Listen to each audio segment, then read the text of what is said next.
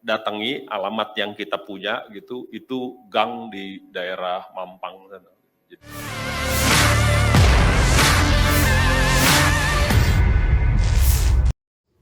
Di hadapan penyidik KPK, Rafael Alun Trisambodo sudah menjelaskan jika Jeep Rubicon yang digunakan anaknya bukanlah miliknya lagi.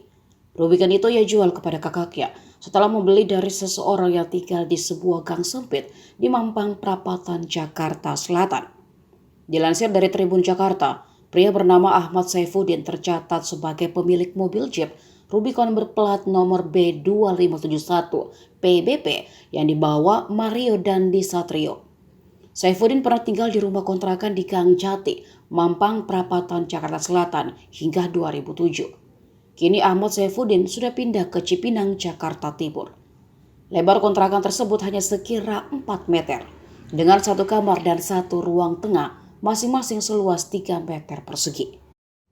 Dari kondisi kontrakan, netizen banyak tak percaya jika Rubicon seharga hampir 1 miliar itu punya Saifuddin. Apalagi dari penuturan Ketua RT setempat Kamso Badrudin menjelaskan jika sosok Saifuddin bekerja sebagai honorer di Inafis Polri dan bukan sebagai anggota polisi.